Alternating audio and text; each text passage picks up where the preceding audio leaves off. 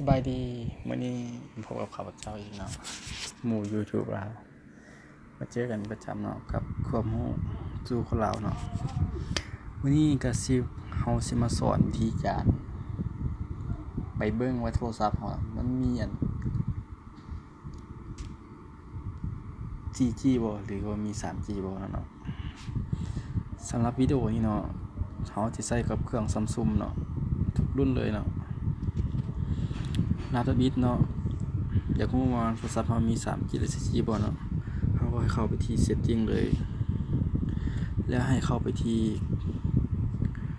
การเชื่อมต่อเนาะต่อมาให้เข้าไปที่เครือข่ายมือถือเนาะ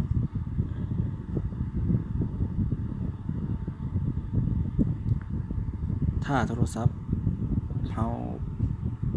2ซิมก็เข้าไป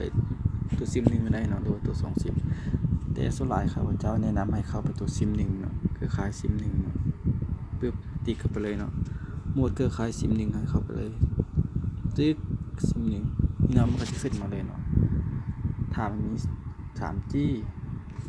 มันก็จะเขียนว่ามี 3G 2G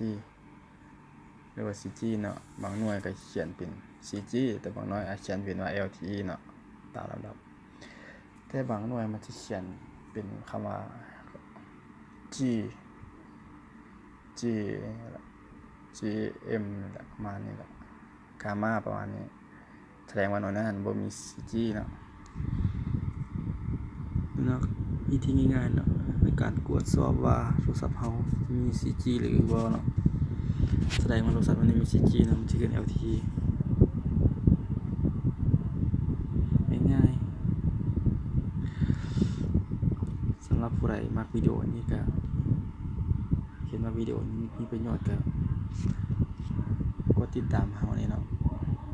เพื่อเป็นกำลังใจให้พวกเราให้กดติดตามและกด Subscribe นี่